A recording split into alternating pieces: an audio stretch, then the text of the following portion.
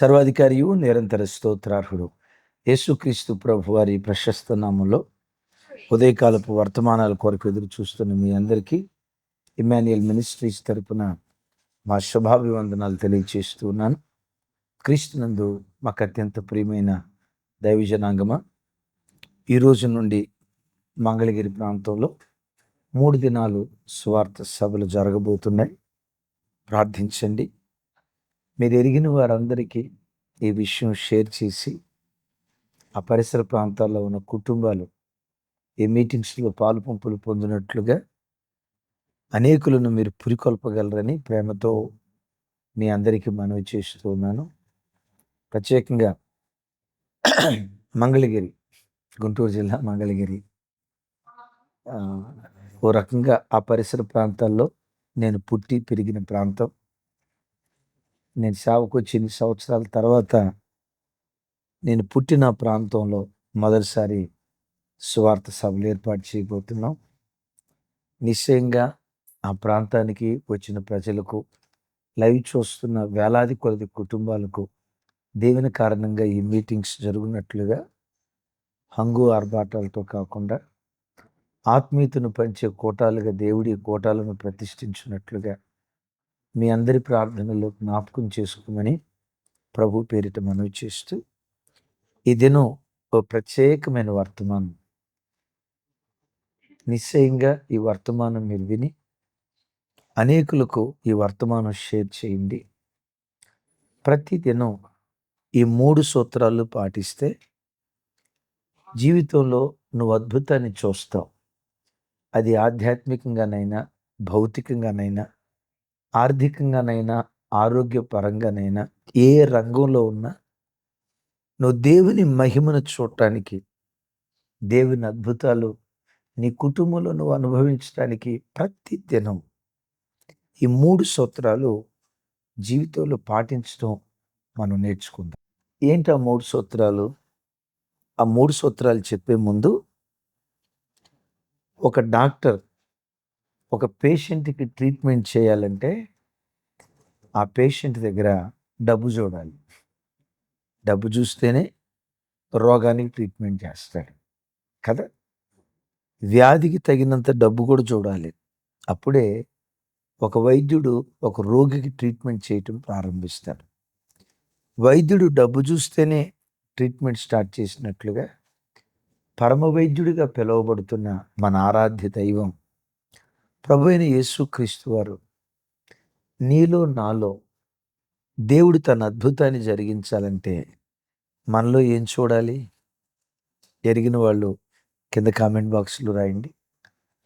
దేవుడు నీ జీవితంలో, నా జీవితంలో, ఏ క్రైస్తవుని జీవితంలోనైనా, ఏ దేవుని బిడ్డ జీవితంలోనైనా దేవుడు అద్భుతం చేయాలంటే మొట్టమొదటి దేవుడు మనలో ఏం చూడాలి?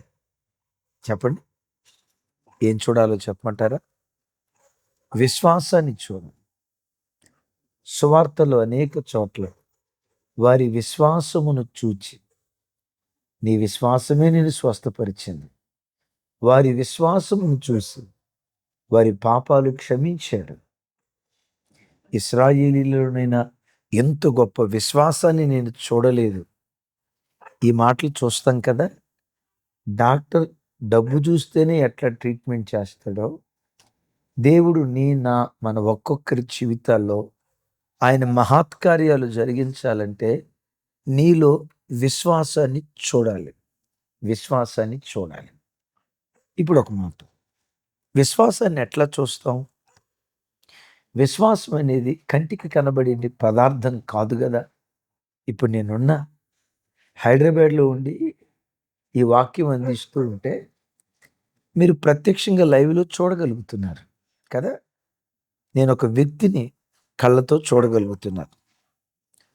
ఇది కళ్ళజోడు వస్తువు చూడగలుగుతున్నారు. ఇది పెన్ వస్తువు చూడగలుగుతున్నారు. వ్యక్తిని చూడగలం, వస్తువుని చూడగలం. విశ్వాసాన్ని చూడగలమా కంటితో? చూడ. ఒక వ్యక్తిలో విశ్వాసం ఉందా లేదా ఎలా తెలుసుకోగలం? విశ్వాసాన్ని ఎలా చూడగలమో తెలుసా? 3 సూత్రాలు. Number 1, talk by faith. Number 2, think by faith. Number 3, walk by faith. ఏంటన్నా ఈ ఇంగ్లీష్ పదాలు మాకు అర్థం కాలేదే అని అంటారా? టాక్ బై ఫెయిత్ అంటే మన నోట నుంచి మాట్లాడే ప్రతి మాట విశ్వాసపూరితమైన మాట అయి ఉండాలి. కొరింథీ పత్రిక 2వ అధ్యాయం అపోస్తుడైన పౌలు వారు మాట్లాడుతూ విశ్వసించితిని గనుక మాటలాడితిని అని రాయబడి ఉంది. అంటే మన మాటల్లో విశ్వాసం కనపడాలి. విశ్వాసపూరితమైన మాటలు మాట్లాడితే మన నోట నుంచి బయలుదేరిన విశ్వాసపూరితమైన మాటలను బట్టి ఇతనిలో విశ్వాసం ఉంది అని దేవుడు చూడగలుగుతాడు. నీ విశ్వాస పరిమాణాన్ని బట్టే దేవుడు నీ జీవితంలో తన ప్రభావం కలిగిన కార్యాలు చేయటం ప్రారంభిస్తాడు. ఎప్పుడు విశ్వాసపూరితమైన మాట ఎప్పుడు మన నోట ఉండునుగాక. ఎలా ఉంటుంది విశ్వాసపూరితమైన మాట? దావీదు గొలియాతు మీద యుద్ధానికి వెళ్ళేటప్పుడు గొలియాతు తేరి చూశాడట, పార చూశాడట. ఎందుకు పార చూశాడయ్య అంటే దావీదు వస్తుంటే గొలియాతు గాడి కంటికి దావీదు ఆనలా. ఏదో బుడతోడు వచ్చినట్టుగా ఫీల్ అయిపోయాడు. అంటాడు, నేనేమన్నా కుక్కనా? కర్ర తీసుకొని కుక్కను కొట్టడానికి వచ్చినట్టు వస్తున్నావేంటి? నేనేమన్నా కుక్కనా అని రా, నీ మాంసాన్ని ఆకాశ పక్షులకు ఆహారంగా భూజంతువుల ఆకలి తీర్చేదానికి నేను చేస్తా రా అని ఏదో ప్రగల్భాలు పలుకుతూ ఉంటే దావీదు అక్కడ మాట్లాడిన విశ్వాసపూరితమైన మాటలు చూడండి. సమూయేలు మొదటి గ్రంథం ఎంత అద్భుతంగా మాటలు ఉంటాయో చూడండి. 17వ అధ్యాయం సమూయేలు మొదటి గ్రంథం 17వ అధ్యాయం 45వ వచనం నుంచి ఇలా అంటాడు దావీదు, నీవు కత్తియు ఈటెయు బల్లెమును ధరించుకొని నా మీదకు వచ్చుచున్నావు. అయితే నీవు తిరస్కరించిన ఇజ్రాయేలీల సైన్యములకు అధిపతిగు యెహోవా పేరిట నేను నీ మీదకి వచ్చుచున్నాను. ఈ దినమున యెహోవా నిన్ను నా చేతికి అప్పగించును. నేను నిన్ను చంపి నీ తల తెగవేతును. ఇజ్రాయేలులో దేవుడున్నాడని లోక నివాసులందరూ తెలుసుకున్నట్లు నేను ఈ దినమున ఫిలిష్తీయుల యొక్క కళేబరములను ఆకాశ పక్షులకు భూమృగములకు ఇత్తును. అప్పుడు యెహోవా కత్తి చేతను ఈటి చేతను రక్షించువాడు కాడని ఈ దండు వారందరూ తెలుసుకొందరు. యుద్ధము యెహోవాదే, ఆయన మిమ్మును మా చేతికి అప్పగించుననెను. ఏమంటాడు దావీదు? ఒకటే మాట, ఈ దినమున, రేపు కాదు, ఈ దినమున యెహోవా నిన్ను నా చేతికి అప్పగిస్తాడు. నేను నిన్ను చంపుతా, నీ తల తెగవేస్తా. విన్నారా ఈ మాటలు?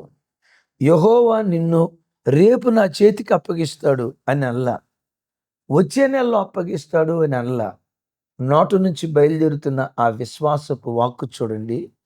ఈ దినమున యెహోవా నిన్ను నా చేతికి అప్పగిస్తాడు.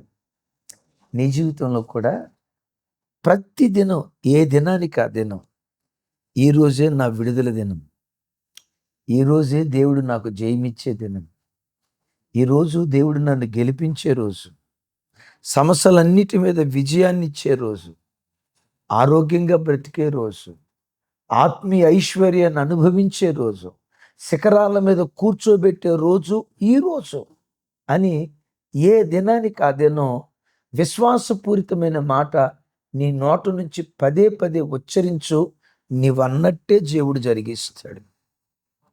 ఇప్పుడు దావీదు అన్నట్లుగా దేవుడు ఎలా జరిగించాడో ఒకసారి మీరు ఆలోచించండి.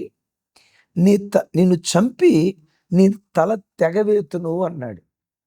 వాస్తవంగా దావీదు అనాల్సింది నీ తల పగలగొడతా అనాలి. ఎందుకు? దావీదు దగ్గర రాళ్ళు ఉన్నాయి. రాళ్లతో తల పగలగొడతారా, తల తెగ్గొడతారా? చెప్పండి, ఒకసారి చెప్పండి. రాయితో తలకాయ పగలగొడతారా, తల తెగ్గొడతారా? తల తెగ్గొట్టేది కత్తితోగా. తల దగ్గొట్టేది కత్తితోగా. దావీదు అనాల్సిన మాట, రాయితో నీ తల పగలగొడతా, నేను చంపేస్తా అనాలి. కానీ అంటాడు, నిన్ను చంపి నీ తల తెగవేతును. అంటే ఎక్కడి దాకా వెళ్ళాడు తెలుసా దావీదు? గొలియాతును నా రాయితో చంపి, గొలియాతు గాడికి ఖడ్గంతోనే వాడి తలకే తెగొడతా. ఏదన్నాడో అదే దేవుడు ఆ స్థలంలో జరిగించాడు. నీ జీవితంలో కూడా గడిచిన కొన్ని సంవత్సరాల నుంచి నా జీవితంలో నా నేలుబడి చేస్తున్న చీకటి శక్తుల మీద ఈరోజు దేవుడు జయమీయబోతున్నాడు. రోగపు, అనారోగ్యపు దయ్యాల మీద నాకు జయాన్ని దయచేయబోతున్నాడు. అవమానం, నింద, తిరస్కారం, ఎగతాళి, అవహేళన, అపహాస్యం లాంటి బ్రతుకుల మీద ఈరోజు దేవుడు నాకు విజయం ఇవ్వబోతున్నాడు. దేవుడు గెలిపించిన రోజుగా ఈరోజు చేయబోతున్నాడని టాక్ బై ఫెయిత్. ఎప్పుడు నోటు నుంచి విశ్వాసపు మాటలు పదే పదే పదే పదే ఉచ్చరిస్తూ ఉండు. అద్భుతాల వేదికగా నీ ఇంటిని నా దేవుడు మారుస్తాడు. ఎలా విశ్వాసంతో మాట్లాడాలి? నీ ఒక్కగానొక్క కుమారుని నాకు బలివ్వు అన్నాడు.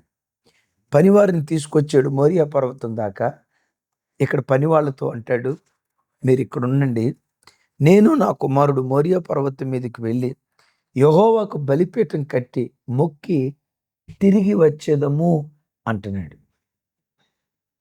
అబ్రహాము, ఇస్సాకు ఇద్దరే వెళ్తున్నారు.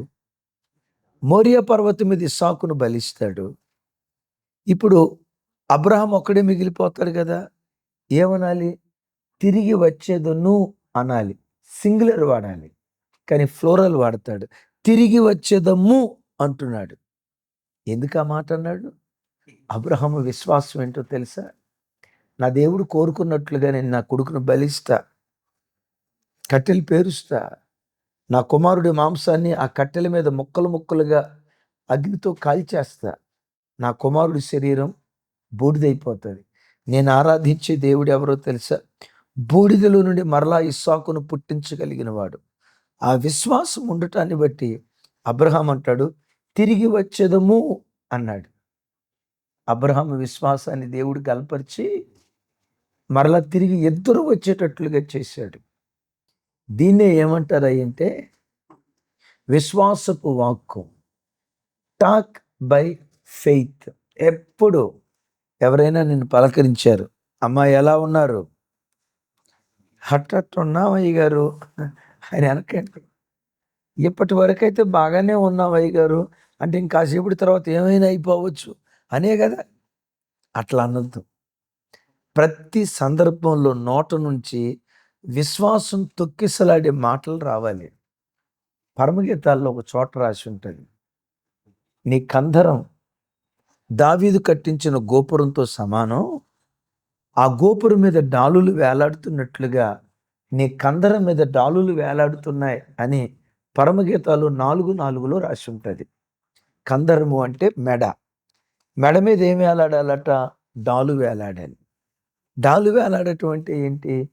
ఎఫెసీ పత్రికలో చూస్తాం కదా, అపవాది వేసే అగ్నిబాణములన్నీ ఆర్పుటకు మీరు శక్తి గలవారగునట్లు విశ్వాసం అనే డాలు పట్టుకోండి అంటాడు.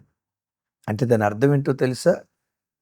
కంఠం మీద డాలు ధరించాలంటే కంఠంలో నుంచి బయలుదేరే ప్రతి వాక్కు విశ్వాసపూరితమైన వాక్కు అయి ఉండాలి. పదే పదే విశ్వాసపు మాటలు ప్రతిదినం ఉచ్చరిస్తూ ఉండు, నీవు అన్నట్లే దేవుడు జరిగిస్తాడు. డాక్టర్ పేషెంట్కి ట్రీట్మెంట్ చేయాలంటే డబ్బు చూడాలి. దేవుడు నీ పట్ల అద్భుతం చేయాలంటే నీలో విశ్వాసం చూడాలి, నీ మాటల్లో విశ్వాసం కనపడాలి. రైట్? రెండవది విన్నారు కదా, టాక్ బై ఫెయిత్. రెండవది థింక్ బై ఫెయిత్. ఎప్పుడు విశ్వాసపూరితమైన ఆలోచనలో మన మనసుకు రావాలి. యోవేలు గ్రంథం 3:10 ఇలా వ్రాయబడింది, మన ఆలోచనలు ఎప్పుడు ఎలా ఉండాలి, మన ఊహలు ఎప్పుడు ఎలా ఉండాలి? బలహీనుడు నేను బలాఢ్యుడను అనుకొనవలెను అని రాసి ఉంటుంది. చెప్పండి ఒకసారి. బలహీనుడు నేను బలాఢ్యుడను అనుకోవాలి. నేను మిమ్మల్ని అడుగుతా, సహజంగా బలహీనుడు ఏమనుకుంటాడు?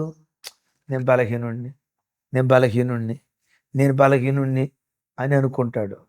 అనుకునే కొద్దీ మరెక్కువ బలహీనుడైపోతాడు. విన్నారా? లేని బలహీనతలు కూడా వచ్చి కూర్చుంటాయి. దేవుని వాక్యం అంటుంది, బలహీనుడు నేను బలాఢ్యుణ్ణి అని పదే పదే అనుకుంటూ ఉండాలట. అలా అనుకుంటూ ఆలోచిస్తూ ఉంటే, నేను బలాఢ్యుణ్ణి అని అనుకుంటూ ఉంటే, బలవంతులు చేయలేని కార్యాన్ని బలహీనుడైన నీ ద్వారా దేవుడు జరిగించడం ప్రారంభిస్తాడు. అపోస్తలుడైన పౌలు వారు శారీరకంగా బహు బలహీనుడట, చాలా బలహీనుడట. ఒకవేళ పౌలే గనక నేను బలహీనుడిని, నా కాళ్ళు దొడ్డి కాళ్ళు, నాకు పదే పదే జ్వరం వస్తుంది, నా కంటి చూపు సరిగ్గా లేదు, నాలాంటి బలహీనుడు ఎందుకు పనికొస్తాడు అనే గనక పౌలు అనుకోని ఉంటే, క్రైస్తవ ప్రపంచ చరిత్రకు ఎంత గొప్ప అపోస్తలుడు దొరికేవాడా? మరి పౌలు నేను బలహీనుడిని అనుకోలేదా? ఏమనుకున్నాడో తెలుసా? నన్ను బలపరుచు క్రీస్తు ద్వారా నేను సమస్తము చేయగలను. ఇది పౌలు వారు అనుకుంది. నేను సమస్తము చేయగలను, నన్ను బలపరిచే క్రీస్తు ద్వారా. వినారు ఈ మాట? నేను సమస్తము చేయగలను. అతని ఆలోచనలు ఎంత విశ్వాసపూరితంగా ఉన్నాయో ఒకసారి ఆలకించండి. దైవజనమ, ఓ విలువైన మాట చెప్తాను. మన చర్చికి ఒక అన్న వస్తారు. ఆయన తాపీ మేస్త్రి. మన చర్చికి ఎలాంటి స్థితిలో వచ్చాడంటే, ఆయనకి ఎప్పుడు ఒకసారి కడుపులో నొప్పి, ఎక్కడ నొప్పి ఉంటుందట, ఇంకోసారి గుండెల్లో నొప్పి ఉంటుందట, ఇంకోసారి మెదడులోకి వెళ్ళిపోద్దంట, మెదడులో ఉన్న నొప్పి మోకాల్లోకి వస్తుందట, మోకాల్లో ఉన్న నొప్పి అరికాలకు వస్తుందట. ఎప్పుడు నొప్పి నొప్పి నొప్పి అంటూ ఉండేవాడు. ఈ జీడిమెట్ల ఇండస్ట్రియల్ ఏరియాలో, ఈ కుత్బుల్లాపూర్ ఏరియాలో ఎన్ని హాస్పిటల్ ఉన్నాయో అన్ని హాస్పిటల్కి వెళ్ళాడు. ఎంఆర్ఐస్ కానీ, ఎక్స్రే, బ్లడ్ రిపోర్టు, ఎన్ని రిపోర్ట్లు చూసినా ఏ వ్యాధి లేదు అని డాక్టర్లు చెప్తారు. లేదు డాక్టర్ గారు, ఇదిగో ఇక్కడ నొప్పి, ఇప్పుడు వేస్తున్నాం చూడండి, ఏమి నొప్పి అని డాక్టర్ గారు చూడబోయే లోపు, డాక్టర్ గారు ఎక్కడి నుంచి కిందకి జరిగి మోకాల్లోకి వచ్చింది డాక్టర్ గారు అంటాడట. ఒరే, మోకాల్లోకి నొప్పి దిగజారటం ఏంటి నాయన అని మోకాలు చెక్ చేస్తే, సార్ అక్కడ నుంచి జరిగింది, ఇటు వచ్చింది సార్ అంటాడు. సుమారుగా ఆ రోజుల్లో ఇది 2009-10 ఆ ప్రాంతంలో సంగతి. ఆ రోజుల్లో 4-5 లక్షల వరకు ఒట్టి ఏమంటారు స్కానింగ్లకి, రిపోర్ట్ల కోసమే, ట్యాబ్లెట్ ఒక్క పైసాది వాళ్ళ, ఒట్టి రిపోర్ట్ల కోసమే 5 లక్షలు ఖర్చు పెట్టాడట.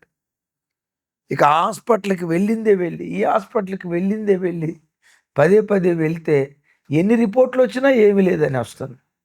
చివరికి ఆ డాక్టర్ గారు అన్నారంట, అయ్యా మా హాస్పిటల్కి నువ్వు దయచేసి రావద్దయ్యా, నీకు ట్రీట్మెంట్ ఇవ్వగలిగే శక్తి మాకు లేదయ్యా, అయ్యా నువ్వు మా హాస్పిటల్కి రావద్దు. ఇంకో మాటలో చెప్పాలంటే, నువ్వు హాస్పిటల్కి వస్తే అసలు మేము ఉద్యోగమే వదిలిపెట్టి వెళ్ళిపోతాం అన్నట్టు చెప్పారట. సరిగ్గా అలాంటి స్థితిలో మనం గ్రౌండ్ ఫ్లోర్లో మందిరం కట్టాం.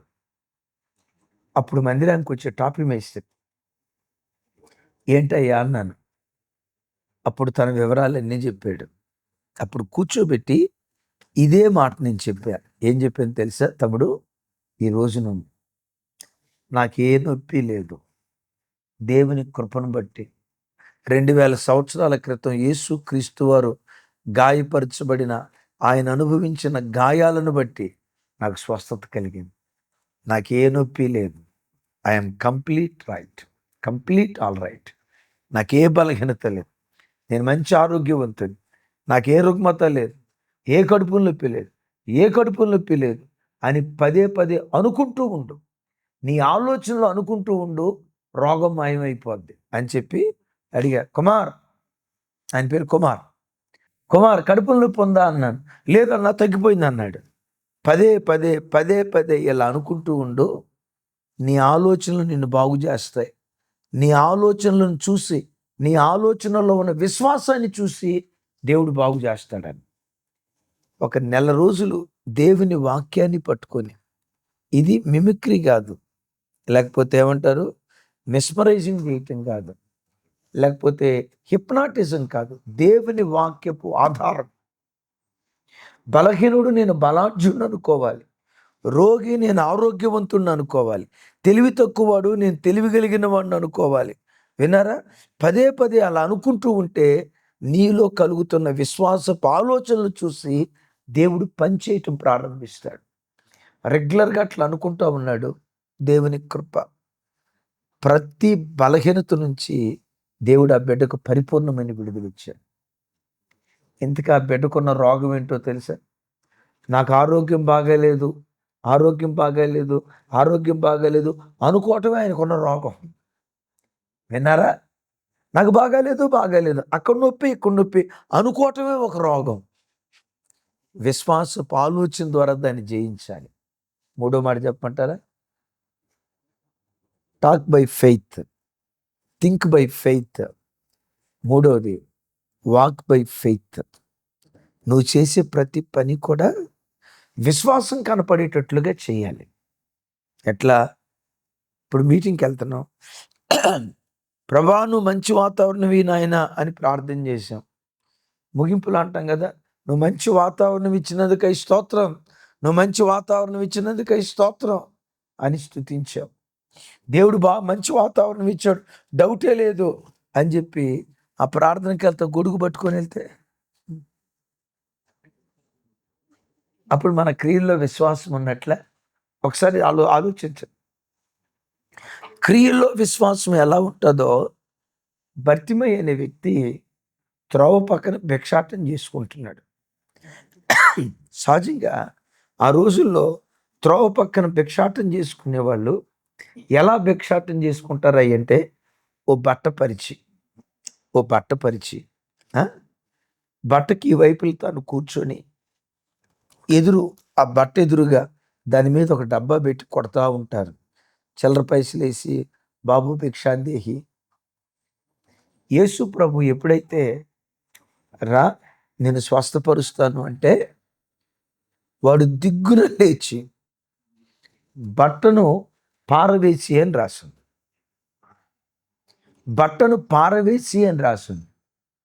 ఎందుకు బట్టను పారవేసి అని రాసింది? ఎందుకు వాడు ఆ బట్టను పారేసాడు? ఇదిగో నేను ఆయన దగ్గరికి వెళ్ళబోతున్నాను, ఆయన నన్ను బాగు చేస్తాడు కన్ఫర్మ్. ఇక బాగు చేసిన తర్వాత ఈ బట్ట మీద కూర్చొని అడుక్కోవాల్సిన పరిస్థితి నాకెందుకు? ఆ బట్టతో అన్నాడు, ఓ బట్ట నీకు ఒక నమస్కారం, నీకు ఒక దండం, ఇక నీతో నాకు పని లేదు. ఆయన నన్ను స్వస్థపరచబోతున్నాడు, ఇక భిక్షకుడిగా నేను బ్రతికే అవసరం నాకు లేదు. నా కళ్ళు కనపడిన తర్వాత, కళ్ళు బాగుపడిన తర్వాత ఇక అడుక్కోవలసిన పరిస్థితి నాకేముంది? ఈ బట్టతో నాకు పని లేదని బట్ట ఇసిరేసాడట. దాన్ని ఏమంటారు తెలుసా? వర్క్ బై ఫెయిత్ అనండి. Work by faith, work by faith. ఈ మూడు ప్రతి దినం ప్రాక్టీస్ చేయండి. Talk by faith, think by faith, walk by faith. ప్రతి క్షణం నీ జీవితంలో